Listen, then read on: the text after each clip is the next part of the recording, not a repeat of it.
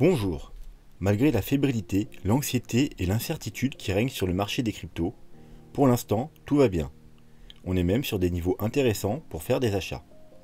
Mais si les choses devaient se gâter, et que le bear market avait déjà commencé, avec un top aux 65 000 $, quel serait alors le bottom du bear market? C'est ce que nous allons voir dans l'analyse du jour. Mais avant de commencer, n'oubliez pas que cette semaine, pour fêter les 2000 abonnés, il y aura un tirage au sort dimanche pour désigner un gagnant de 50 $ dans la crypto de votre choix. Pour participer, c'est très simple. Il vous suffit de vous abonner, de mettre un petit pouce bleu et de laisser un commentaire sous la vidéo. Donc, alors, avant de commencer l'analyse, je tiens déjà à m'excuser au cas où il y a un arrière bruit de fond, mais c'est le week-end. Ceux qui me suivent savent que je suis dans un camping. Du coup, il est rempli ce week-end, donc il y a des gens qui font du bruit autour. Et je pouvais pas attendre aujourd'hui minuit pour enregistrer la vidéo. Donc du coup, eh bien, on va faire avec. Donc, on va commencer rapidement, parce qu'on a beaucoup de choses encore aujourd'hui à voir, avec la petite analyse sur les petits time frames, voir ce qui s'est passé depuis hier. Eh bien, pas grand chose, hein. On est toujours dans notre canal. Alors l'objectif pour, alors on va s'enlever, non, on va laisser ça. Pour les traders, comme je vous avais dit, il y avait un coup à jouer si vous vouliez prendre un trade haussier. C'était tout simplement de racheter la zone des 0,5 et des 0,618 avec probablement une petite mèche qui allait aller chercher le bas du canal. Bon, et bien sans grande surprise, hein, c'est exactement ce qui s'est passé. On a été rejeté du haut du canal.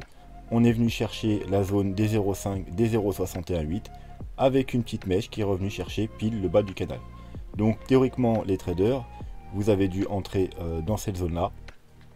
Et là, on est dans une zone de prise de profit. Ça ne veut pas dire de clôturer le trade, mais ça veut dire qu'il faut sécuriser vos trades, prendre des profits pour, au cas où on retournerait à la baisse, au moins sortir de votre trade avec des petits gains. On a notamment une petite résistance qui s'est mise en jeu, que j'ai partagée sur Twitter il y a plusieurs heures. Donc théoriquement, vous aurez même pu déjà prendre vos profits sur la résistance qu'on a là, que j'ai partagée sur Twitter. Vous voyez, on est quand même venu taper un nombre impressionnant de fois.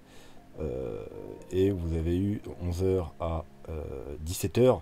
Donc si je ne me trompe pas, ça fait 8 heures pour prendre des profits. Vous n'êtes pas obligé d'attendre de taper pile sur le canal pour prendre des profits. Si vous voyez qu'il y a une zone qui fait résistance très proche, à quelques centaines de dollars de la zone de take profit, n'hésitez pas, prenez vos profits.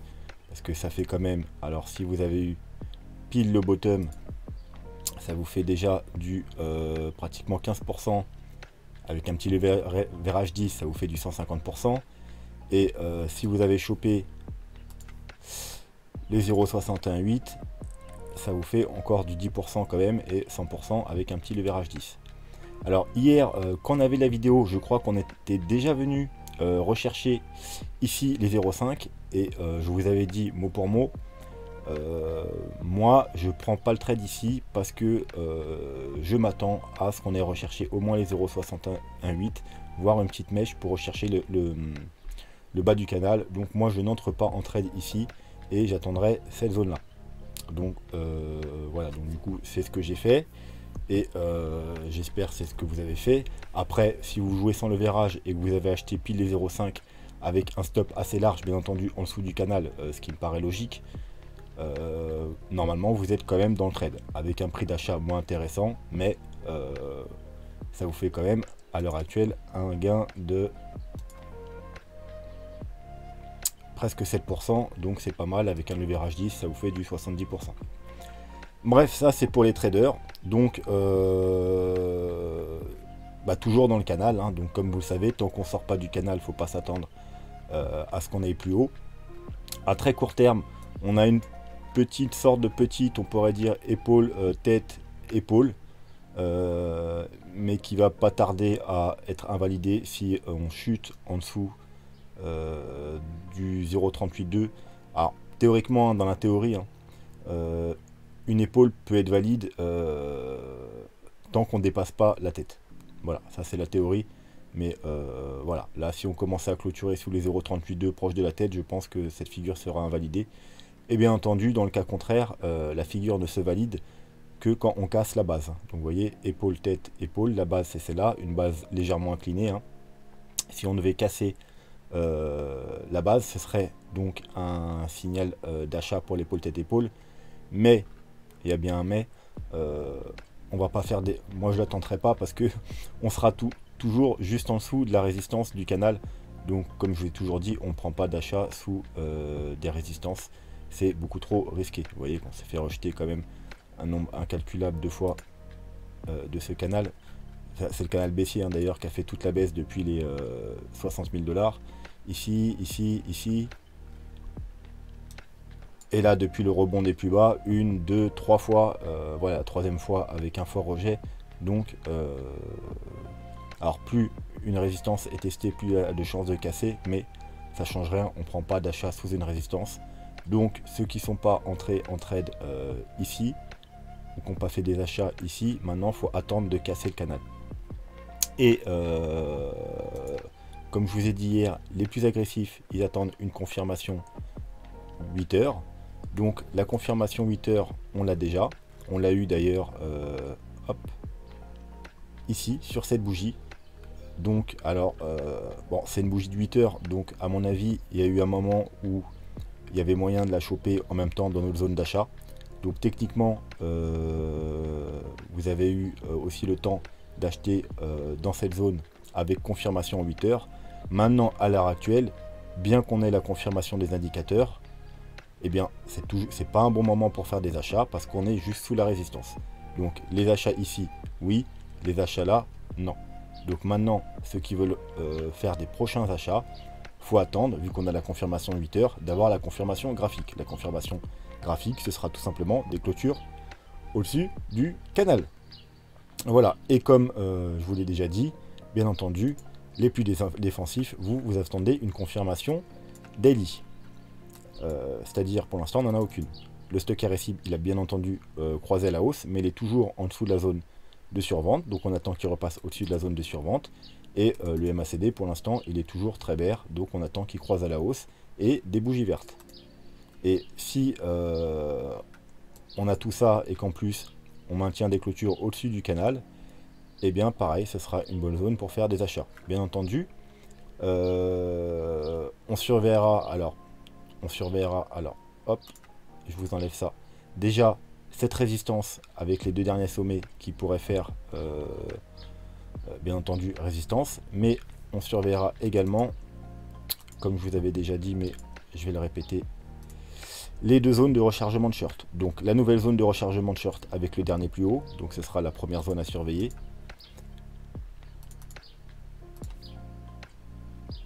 Après, tout dépendra combien de temps on mettra pour la rejoindre. Mais vous voyez qu'elle se situe aussi en même temps au niveau du canal. Donc là, il faudra s'attendre à une très forte... Si on y va, hein, c'est pas encore gagné du tout. Hein. Mais si jamais on y va, il faudra s'attendre à une très grosse résistance dans cette zone-là. Donc aux alentours des 48 000 et des 52 000. Alors c'est en vert, hein, on va le remettre en rouge pour pas que vous croyez que c'est un niveau d'achat. Et bien entendu, la zone de rechargement de short de toute la baisse, ça veut dire du top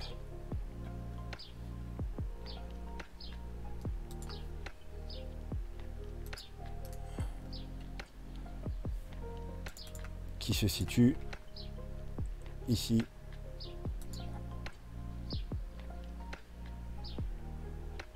Voilà. Et comme vous pouvez voir, elle englobe aussi le canal.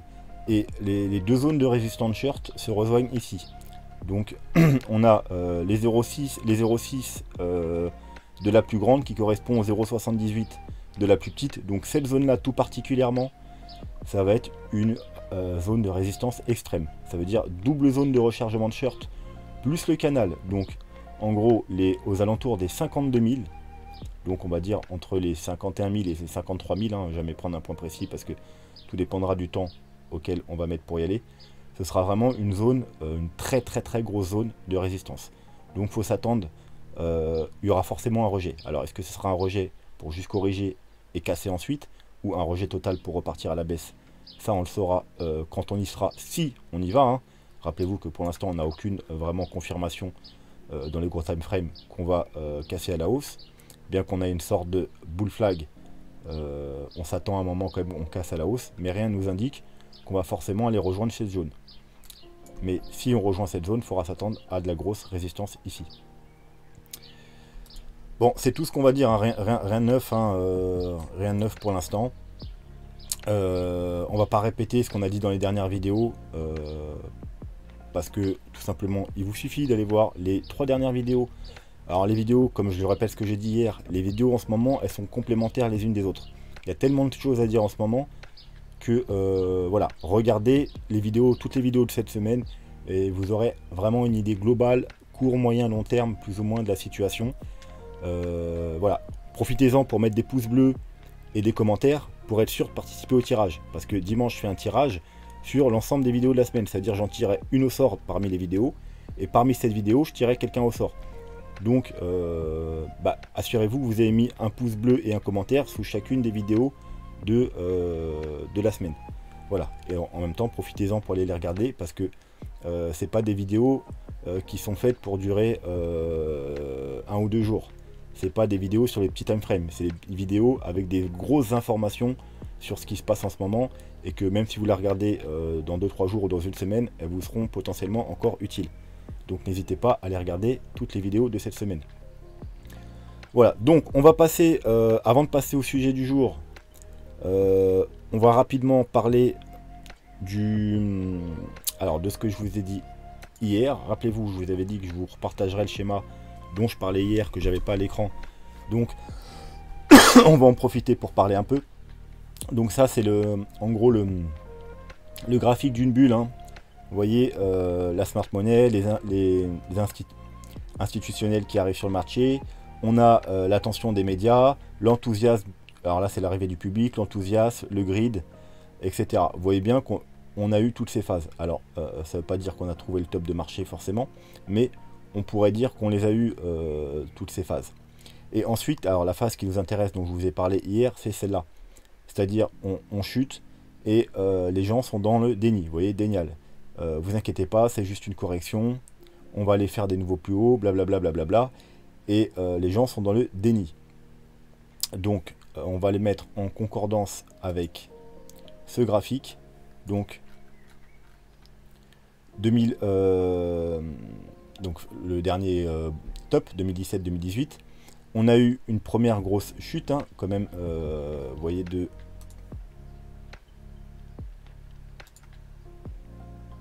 46%, un gros rebond jusqu'au 17 000, et que ce soit dans cette phase, et même dans cette phase, hein, je vous assure, les gens étaient dans le déni, ils disaient tous, c'était juste une simple correction, à part 2-3 personnes, et qu'on allait aller faire des nouveaux plus hauts, rejoindre les 100-200 000 $. Chose bien évidemment qui s'est jamais faite, parce qu'on est parti rechercher les 3 000 $. Et dans cette phase-là, vous voyez, dans cette première, là je vous ai mis 1, 2, 3, dans cette phase-là, on a eu la alt season qui s'est terminée entre le 6 et le 8 janvier, et tous les 3 quarts des altcoins ont eu leur top de marché ici. Le Bitcoin, lui, c'était ici, les altcoins, c'était ici. Donc que ce soit l'Ethereum, le Litecoin, le Neo, le XRP, enfin tout, 90 ou 95% des altcoins, ils ont eu, pendant le gros rebond là, alors le Bitcoin, lui, il a fait un plus bas, mais les altcoins, eux, ont fait leur plus haut ici. Et ensuite, fin de l'alt season, et gros crash, que ce soit sur les bitcoins et les altcoins. Bon, et bien, on en avait déjà parlé, hein, mais je vous en reparle parce que c'est en lien avec ça. On a eu, donc du coup, le top du bitcoin ici. Un petit crash. On remonte, mais on fait un plus bas.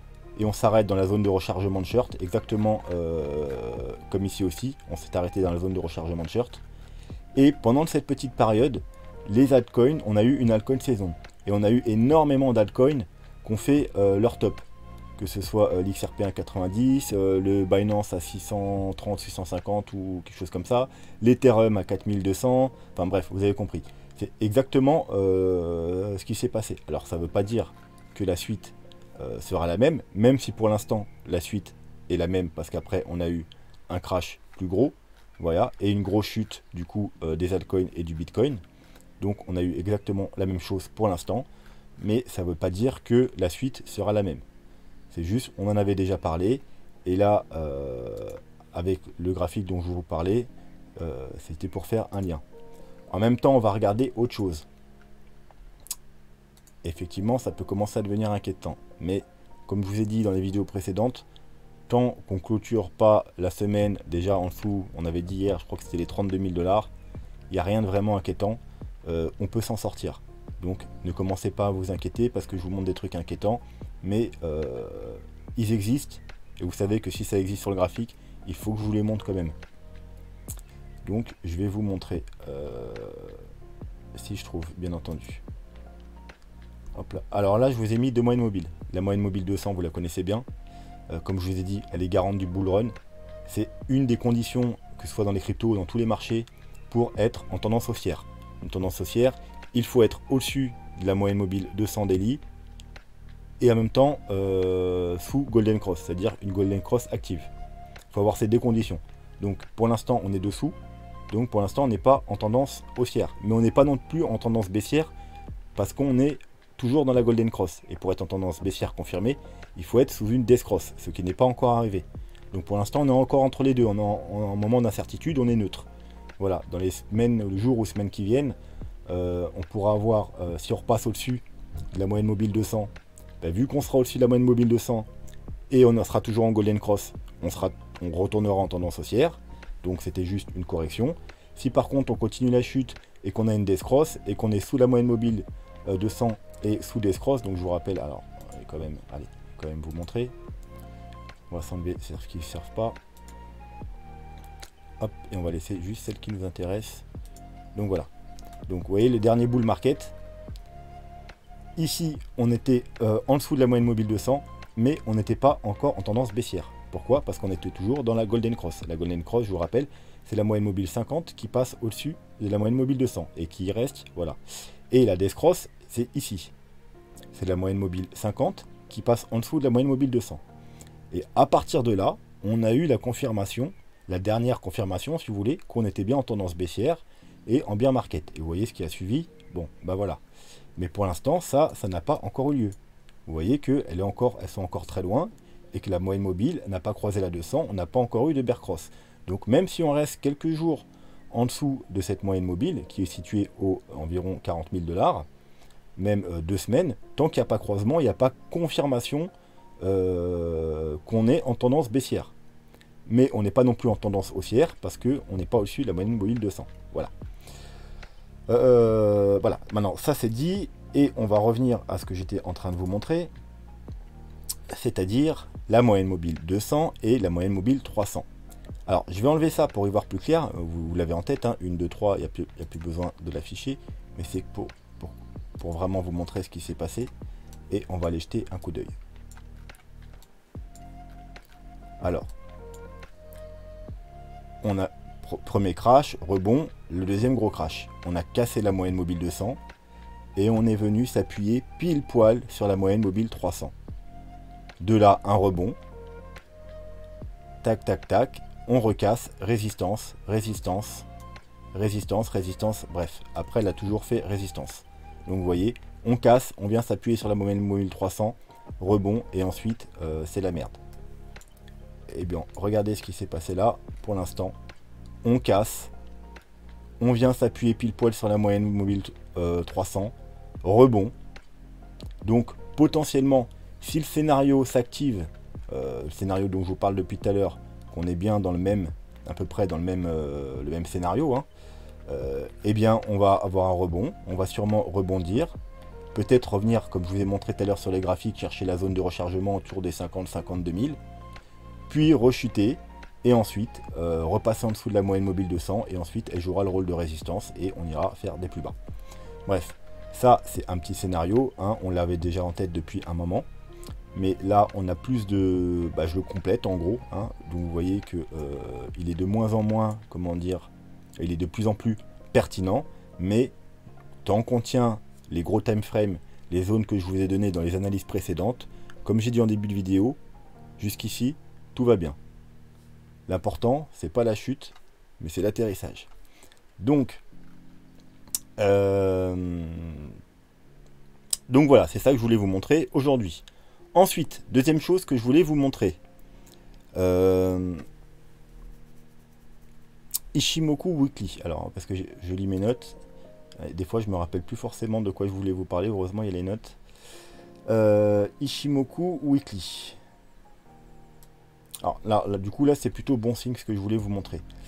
On va reprendre les deux derniers bull market. Alors, vous voyez, alors, on va s'enlever le graphique pour, voilà.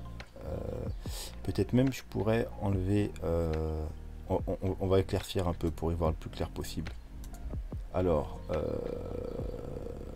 le nuage, comment je fais pour enlever le nuage? Hop, parfait. Voilà, le nuage, on n'en a pas besoin. Donc, Ishimoku. Alors, moi c'est déjà, j'ai enlevé le nuage, mais même sans le nuage, c'est un Ishimoku simplifié. Hein. Alors, tout simplement, j'ai enlevé certains trucs. Bon, vous savez que tous mes indicateurs, en général, moi, je les customise pour qu'ils soient le plus visible possible, le plus simple. Et voilà, donc là, on a la Kijun en orange, c'est la moyenne mobile, on va appeler ça des moyennes mobiles. La moyenne mobile la plus importante, la plus solide, et la Tenkan en bleu, la plus faible. Et on a la lagging span, elle est retardée par rapport au cours, et elle nous donne des informations complémentaires. Donc là, j'ai juste remarqué un truc, c'était tout à l'heure en fait quand je faisais l'analyse. Hein. Vraiment, j'ai remarqué ça. Regardez les précédents bull market. Quand la Tenkan et la Kijun croisent la lagging span, on est proche du top. Et à l'inverse, quand elle recroise à la hausse, on est proche du bottom. Pareil ici, vous voyez, la Kijun et la Tenkan croisent la lagging span, on est très proche du top, à quelques semaines du top. Et à l'inverse, quand ça recroise à la hausse, vous voyez ici, bah là on était pile entre les deux bottoms. Vous voyez le bear market de 2015, il a eu un double bottom, hein, vous voyez ici. Et ben on a croisé pile entre les deux bottoms. Donc ça nous a donné plus ou moins le bottom. Encore une fois, le top du 2017-2018. La Kijun et la Tenkan croisent la lagging span à la hausse. Encore une fois, à 2 ou 3 semaines du top. Et à l'inverse, quand ça croise dans l'autre sens, vous voyez, ça nous a donné le bottom à 2 ou 3 semaines près également. Pareil ici, dans le mini bull run de 2019, on croise à la hausse 2 ou 3 semaines du top. Et à l'inverse, quand ça recroise à la baisse, ici, 2 ou 3 semaines du bottom. Donc, pour l'instant, vu que c'est ça lag, on ne peut pas savoir, mais dans quelques semaines, on aura une grosse indication. Donc, bien entendu, ça sera peut-être trop tard si on chute rapide, tout dépendra du niveau de la chute ou de la hausse, mais on surveillera ça. Donc, en gros, qu'est-ce qui va se passer si on continue à chuter? Vous voyez, si on chute, eh bien, la lagging span va chuter aussi, et elle va croiser. Elle va croiser probablement quelque part dans cette zone-là. Et donc, encore une fois, elle croisera quelques semaines avant le top. Parce que du coup, ça confirmera que, comme précédemment, qu'on a trouvé un top. Et donc, encore une fois, ce sera perspicace comme les fois précédentes. Si par contre, on ne chute pas comme ça, et au contraire, on consolide et puis on commence à remonter, et bien du coup, il n'y aura pas de croisement. Et la lagging span va également, elle va peut-être descendre un petit peu, puis repartir à la hausse. Et donc, on aura une confirmation comme quoi que la tendance haussière n'est pas finie, parce que la lagging span n'a pas croisé la Tenkan et la Kijun. Voilà, je voulais juste vous montrer ça, c'est intéressant, mais bien entendu, malheureusement, vu que c'est une lagging span, on l'a pas en temps réel, hein, donc on l'a un peu en retard, bien entendu. Après, tout dépendra à quel niveau on sera, mais ça peut quand même nous sauver un petit peu, parce que ça sera peut-être, on va dire, la dernière confirmation qu'on aura si on est en bear market. Voilà, mais ça sera, comme je vous dis, ce sera peut-être un peu tard, parce que le Bitcoin il peut chuter très rapidement, donc tout dépendra de la vitesse à laquelle il chute. Bref, je voulais juste vous montrer ça, j'ai trouvé ça intéressant. Du coup, on va passer Je vous avais parlé aussi de... Rappelez-vous, alors là c'est il y a 2-3 vidéos, des news. Alors vous savez ce que je pense des news. Mais quand je vous dis les news ne font pas le marché, mais en général plutôt les news sont distillées au bon moment, soit pour vous faire acheter, soit pour vous faire paniquer. En général, on vous donne des news négatifs, on est déjà sur des bottoms, et en gros ça vous fait paniquer, vendre, et ça permet au gros portefeuille d'acheter avec votre liquidité. Voilà, on vous donne des news positives sur les tops de marché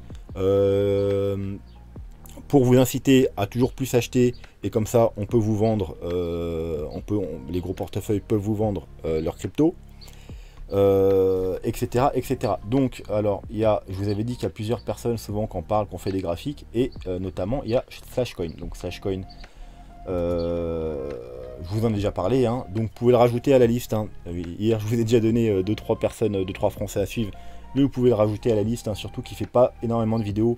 Il doit faire une vidéo par semaine, mais c'est quelqu'un de très bien aussi, il fait des très bonnes vidéos. Donc n'hésitez pas à aller le suivre, à regarder ses vidéos. Notamment celle-ci, hein, vous verrez, il dit plein de trucs que soit je dis, ou soit que je comptais vous dire, donc ça tombe bien, ça me fait des trucs en moins à vous dire. Notamment, il vous parle du RSI en monthly, etc. Allez regarder sa vidéo, hein, vraiment, il y a des trucs intéressants. Donc voilà. Et notamment, il vous partage justement le schéma, vous voyez, par exemple là, Twitter en bourse, etc. Les CME futurs qui devaient être une grosse bonne nouvelle pour le Bitcoin au top de marché, et après ça crash. La crypto Libra Facebook qui aurait dû être aussi un gros pump, et ça crash. Les fonds allemands, voilà. Et à l'inverse, en bear market, on vous donne des hacks, des hacks, des hacks sur un bottom. On vous donne encore là des hacks, des hacks, des hacks sur une consolidation, et puis ça pump. Pareil, des hacks ici, des hacks ici.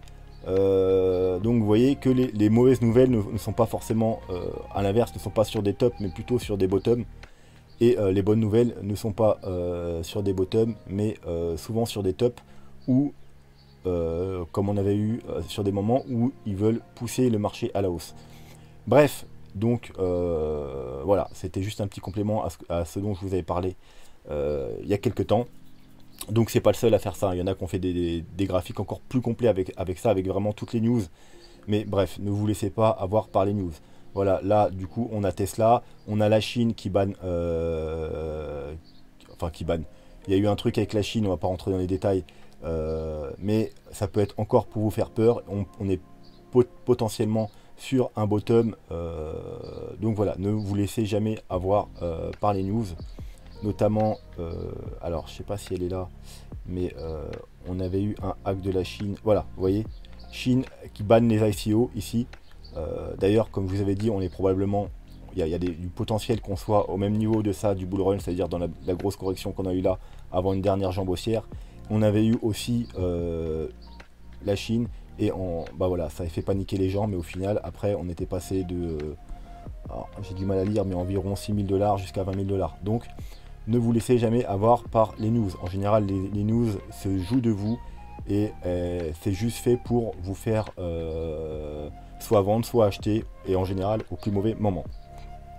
Voilà, et n'oubliez pas d'aller voir la vidéo de Slashcoin, qui est un très bon analyste aussi, notamment ces analyses avec les cercles, vous verrez, elles sont très pertinentes. Ça fait un moment, ça fait quelques mois qu'il nous en parle, et allez voir, vous verrez, c'est assez sympa. Bref, ensuite, on va peut-être passer à ce qu'on à ce qu'on devait voir aujourd'hui. Donc, alors, on va pas rentrer en profondeur, hein. On va déjà, je ne veux pas garder la vidéo trop longue, et pour l'instant, c'est pas vraiment pertinent, puisqu'on n'est même pas sûr qu'on soit du tout en bear market. On est même, pour l'instant, il n'y a aucune confirmation, donc pour l'instant, ça nous sert à rien vraiment c'est plus de la curiosité, voilà. Parce que là, les infos que je vais vous donner sur le bottom, c'est le bottom, bien entendu, si on a trouvé un top là. Et pour l'instant, le top là n'est pas confirmé, mais voilà, c'est pour être préparé au cas où, on va dire. C'est plus de la curiosité. Donc, on va repasser avec nos moyennes mobiles.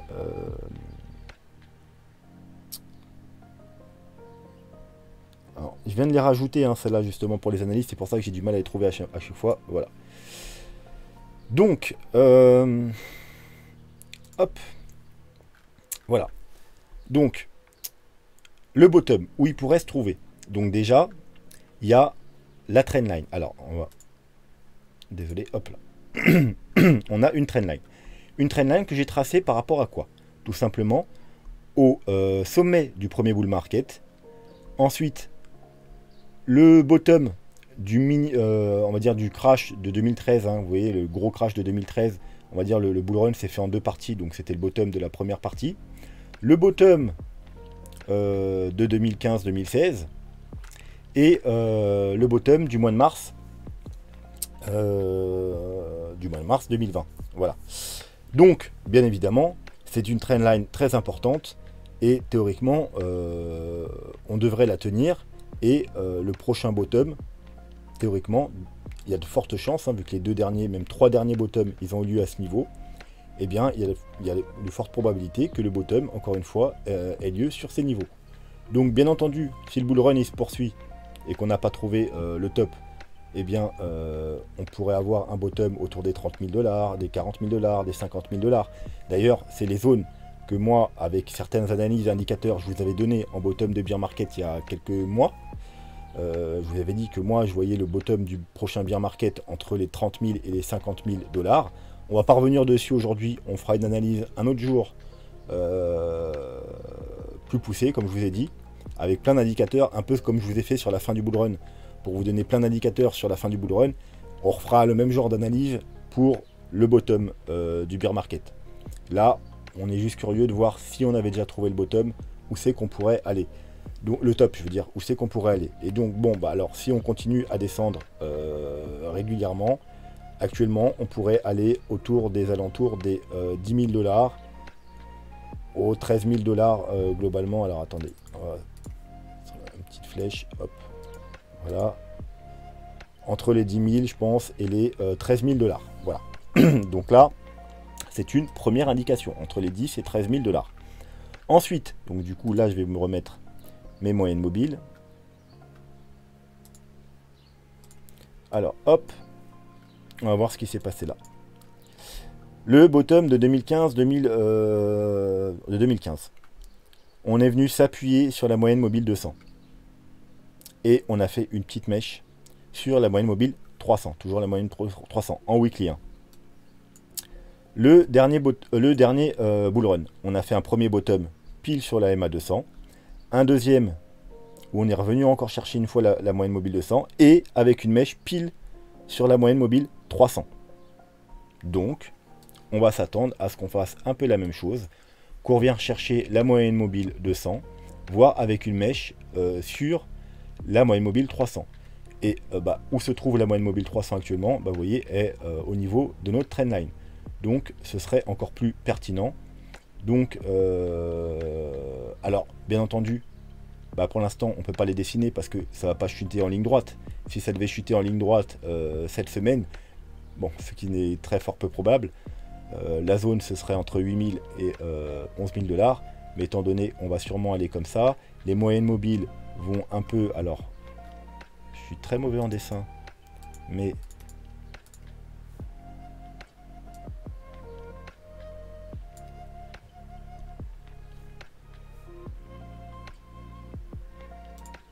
on va quand même faire ceci. Et encore, hein, vu que ça chute, elle risquerait de moins monter, mais bon, bref, c'est juste pour avoir un ordre d'idée. Voilà, je sais, c'est très moche, je suis très mauvais en dessin, je vous ai prévenu. Donc voilà, globalement, si on avait une chute... Voilà. Bon, du coup, ça nous donne les mêmes targets, hein, aux environs des 10 000, 13 000, voire jusqu'aux 18 000 $. Mais comme on a vu, souvent, il y a une mèche qui va chercher au moins la moyenne mobile 300.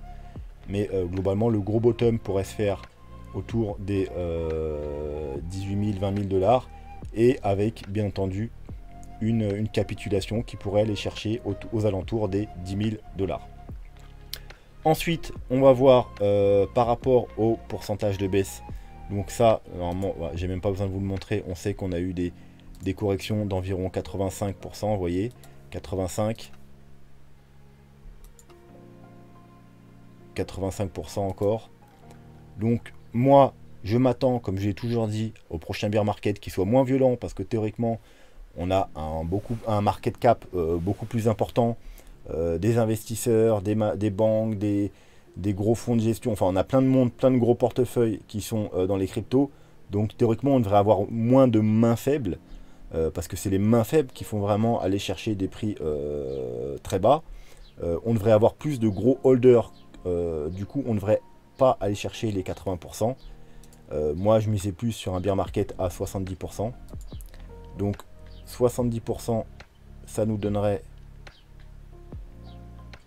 les 18 000 $.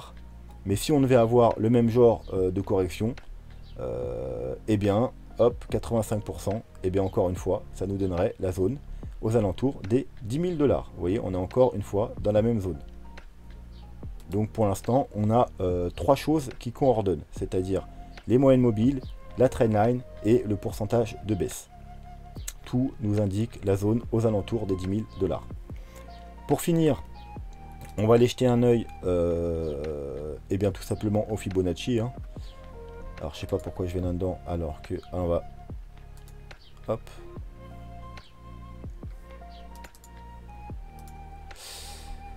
On va prendre tout simplement un bottom, non même pas. Hop, hop. Premier bottom, on va rechercher les 0,90, un petit peu plus bas. Mais bon, vous voyez, on va rechercher les 0,90. Ensuite, deuxième bull run, on va rechercher quasiment les 0,90. Pas très loin. Donc encore une fois, environ de la même zone.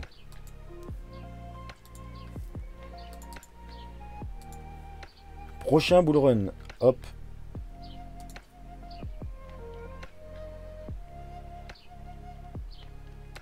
Là, on est venu chercher, on n'est pas venu chercher les 0,90. On est un peu en dessous les 0. Donc en gros, pour l'instant, à chaque fois, on est venu chercher entre les 0,786 et les 0,90. Donc une fois, on les a dépassés un peu.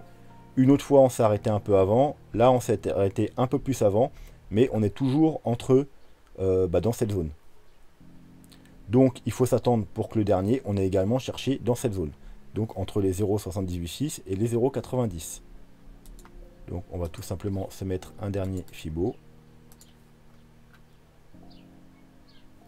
Donc ici, le plus bas jusqu'en haut.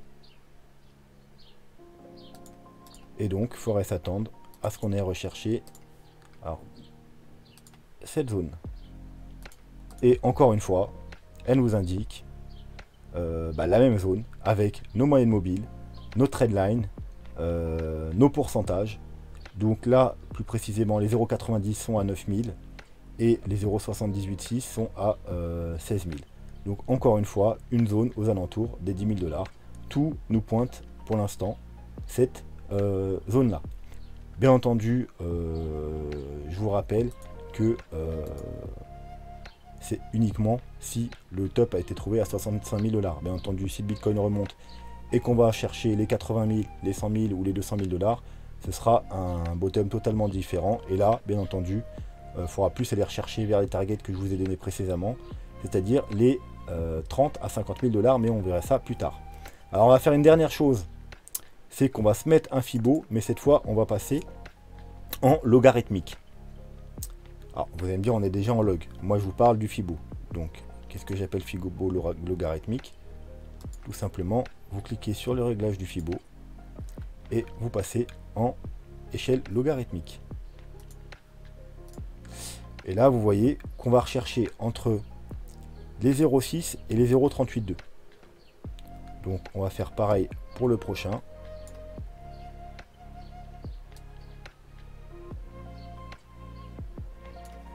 Encore une fois, on va chercher entre les 0,6 et les 0,382. On va faire pareil pour le prochain.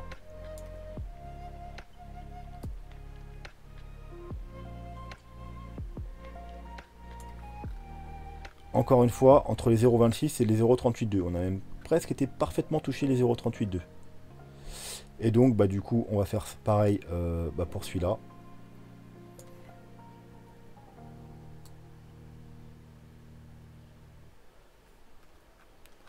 je vous mets un peu pour que ce soit quand même un minimum.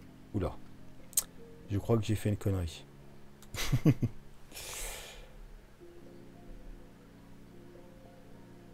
Alors, déjà, on va supprimer 2-3 choses pour qu'on y voie plus clair. Hop, hop.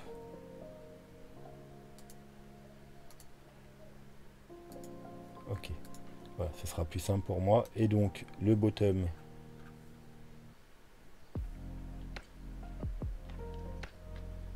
il est là. Et le top. Bon, le graphique, il veut pas faire ce que je lui demande. Hop, il est là.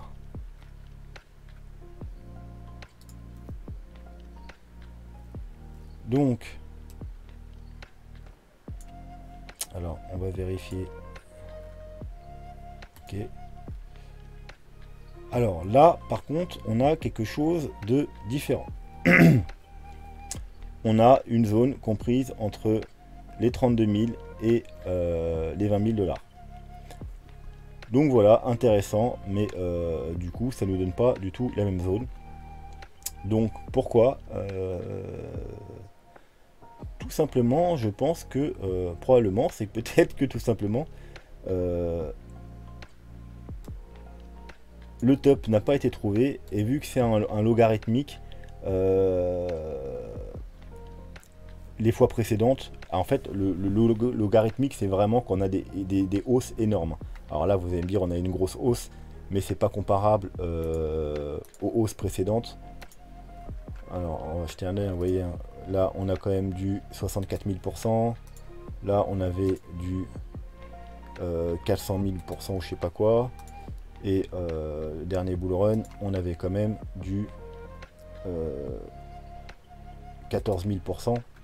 Donc voilà, donc là, effectivement, on a du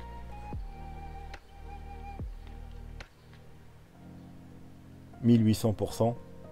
C'est tout, ça me paraît peu. Donc voilà, donc c'est peut-être pour ça que le Fibo en logarithmique, il nous donne des zones assez hautes, parce que on n'a pas assez pump pour avoir des zones aussi pertinentes que précédemment. Donc bref, on peut quand même garder ça en tête, entre les 32 000 et les 16 000. Mais globalement, si on devait entrer en bear market, donc un vrai bear market pendant plusieurs mois, je pense qu'on ne s'arrêterait sûrement pas aux 32 000, donc déjà on a déjà été chercher plus bas, et non plus aux 16 000. Donc je pense que vraiment la zone pertinente à regarder, c'est celle qu'on a vue précédemment. Donc c'est entre les 9 000 $ et les 13 000 $. Donc aux alentours des 10 000 $. Voilà, on va s'arrêter là pour aujourd'hui. Alors normalement j'avais prévu autre chose. Je vais juste aller voir le temps de la vidéo, combien ça dure.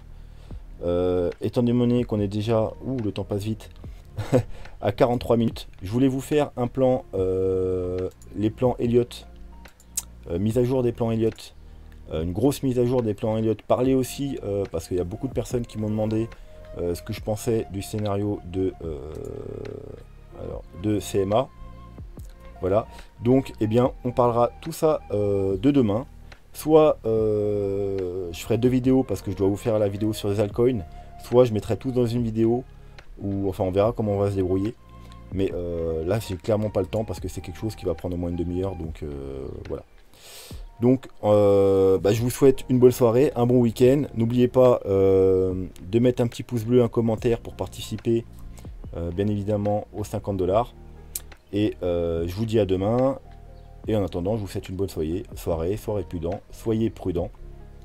Et je vous dis à demain. Tchuss.